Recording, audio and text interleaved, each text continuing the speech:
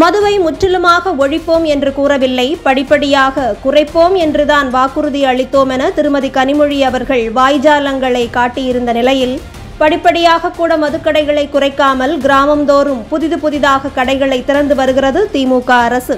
அந்த வகையில் திருவண்ணாமலை கீழ்ப்பாக்கம் கிராமம் அருகே புதிதாக திறக்கப்பட்ட டாஸ்மாக் கடையில் இருந்த பொருட்களை பொதுமக்கள் எடுத்து உடைத்து கதறிய காணொளி கண்ணீரை வரவழைத்திருக்கிறது. கடந்த புதன்கிழமை அன்று டாஸ்மாக் கடை அங்கு திறக்க இருந்த நிலையில் கடைக்கு முன்னர் கூடிய பெண்கள் கடையின் உள்ளிருந்து சுவாமி படங்கள் உள்ளிட்ட பொருட்களை எடுத்து வெளியே போட்டு எங்கள் தாலிக்கே ஆபத்து வருவதால் இதுபோன்ற கடைகள் இனி வேண்டாம் என்று கண்ணீர் விட்டு கதறிய காட்சிகள் இணையத்தில் வைரலாகி வருகிறது.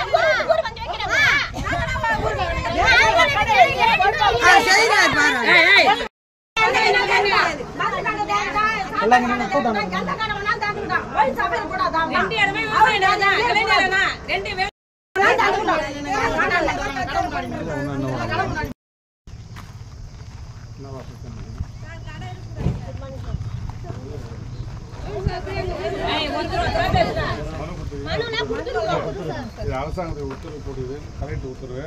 என்ன இதில் வந்து நீங்கள் பாதுகாப்பு சொல்லிட்டு கேளுங்க. அங்கே இருக்கிற கடையை மாற்றுறாங்க, அவ்வளோதான்.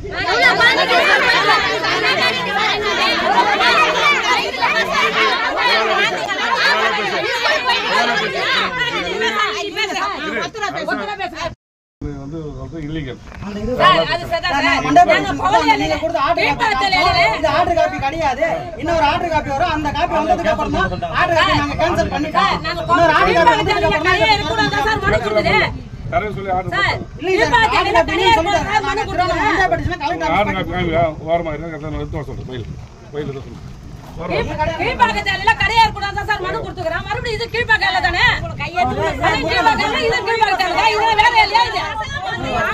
ஐயா கீழ்பாக்கத்து எல்லைக்கே எங்களுக்கு கடமான சார். எங்க குடும்பமே இதுல தான் சார் மொழி போச்சு. தாலி கூட ஆமனை வித்து சாமான்லாம் கூட வித்து குடிச்சாரு ஐயா. என் குழந்தைகள் வச்சு நான் எவ்வளவு கஷ்டப்பட்டேன்னு கடவுளுக்கு தான் சார் தெரியும், என் மனசாட்சிக்கு தெரியும். ஏன்னா இந்த குழந்தை ஸ்கூல் போற பசங்களுக்கு இங்க பாதுகாப்பே இல்லையா. ஆத்தங்கரை இந்த கடை வேற எங்க எட்டுமே வச்சுட்டா ஐயா. அவரு போய் சார் போய் அங்கே கோல் கூட்டாளி வேணா இங்கே வேணா ஐயா. கீழ்பாத்து எல்லையிலே கடை வேணா ஐயா. உங்களுக்கு கையெத்து கும்பிட்றேன் ஐயா. உங்களுக்கு கோடி புண்ணியமா இருக்கட்டும் ஐயா. உங்க அக்கா தங்கச்சி மாரி எங்களை நினைச்சுங்க ஐயா. எங்களுக்கு கடை வேணாம் ஐயா. உங்களுக்கு கோடி புண்ணியமா போட்டோம் ஐயா. வேற எங்கேனா அவரு வேற என்ன கூட வச்சு போச்சுக்கிட்டோம். மருந்து கடை இந்த கடை டிஃபன் கடை எதனா கூட வச்சு வச்சுக்கிட்டோம். கீழ்பாத்துல எல்லையில ஒயின் சாப்பே இருக்கக்கூடாது ஐயா. எங்க குழந்தை வேலைக்கு போகுது, ஒயின் சாப்புக்கு பாதுகாப்பே கிடையாது ஐயா. நைட் 12-1 மணிக்கு வருது ஐயா கம்பெனில வேலை செய்யிட்டு. எங்க பசங்களுக்கு என்ன சார் பாதுகாப்பு? நேரமா பசங்க, கோல பசங்க, இன்பட் பசங்க எல்லாம் இந்த லைன்ல தான் சார் ஸ்கூல் போகுங்க. எல்லா பொம்பளை பசங்களும் எப்படி சார் பாதுகாப்பு? யார் பாதுகாப்பு கொடுக்குற ஆளு? யாருக்கு உத்தரவாதம்? உயிருக்கு உயிர் போயிட்டு பிறகு எங்க ஊருக்கு போயிட்டு பிறகு எங்களுக்கு என்ன சார் புண்ணியம்? எங்க உயிர் போயிட்டு பிறகு பசங்க உயிர் போயிட்டு பிறகு எங்களுக்கு யாருக்கு சார் புண்ணியம்? யாரு உயிருக்கு உத்தரவாதம் கொடுக்குற ஆளு? யாரு முன்னாடி வந்து பதில் சொல்ற ஆளு சொல்லு. எங்க உயிர் போயிட்டு பிறகு எங்களுக்கு யார் பாதுகாப்பு? எங்களுக்கு எதுவுமே இந்த ஊர்ல கடையே வேணாம் சார் சொல்லிட்டேன் நான். வேற எதுவும் எங்களுக்கு வேற உங்களுக்கு கோடி புண்ணியமா உக்கா தங்கச்சி பேர் நினைச்சு உங்களுக்கு கடை வேணாம் சார். டாஸ்மாக் கடையே வேணாம் சார் ஐயா. எங்களுக்கு வந்து இங்க டாஸ்மாக் கடையே வேணாம் சார். இந்த எல்லையில கீழ்பாத்து எல்லையில டாஸ்மாக் கடை வேணாம் ஐயா. உங்களுக்கு கோடி புண்ணியமாத ஐயா. இங்க கீழ்பாக்கத்துல ஒயின் ஷாப்பே இருக்க கூடாது. நரமாயில ஒண்ணு, கோலக்குட்டு ரோட்ல ஒண்ணு, கீழ்பாக்கத்துல இங்கேயும் ஒண்ணு. இந்த வழியில தான் 12 மணிக்கு இங்க இருந்து வேலைக்கு வராங்க லேடிஸ். அவங்களுக்கு என்ன பாதுகாப்பு? இங்க வந்து ஆத்தங்கரையில மேல ஏறி குடிப்பாங்க, அப்படியே அண்ணாண்ட சைடு விழுவாங்க. இறந்துட்டாங்கன்னா யார் பொறுப்பு? கவர்மெண்ட் வந்து கொடுக்குமா? கவர்மெண்ட் வந்து கொடுக்குமா? உயிர் போயிடுச்சுன்னா உயிர் போயிடுச்சு இதான் அபராதம் அப்படின்னு சொல்லிட்டு காசு கொடுத்துட்டு போயிடுவாங்க. அந்த உயிரை திருப்பி கொடுப்பாங்களா அவங்க? அந்த குழந்தை குட்டிங்களா யார் பாத்துக்கிறது? இங்க ஒயின் ஷாப் திறக்க கூடாது. நாங்க இங்க மறியல் பண்றோம். இங்க வந்து எங்களை பொறுத்த வரைக்கும் இங்க ஒயின் ஷாப்பே இருக்க கூடாது. எங்க ஊர்ல தேவையில்ல, எங்க எல்லையில தேவையில்ல. அவங்க வீட்டுல கூட எத்தனை வச்சுக்கிட்டோம்.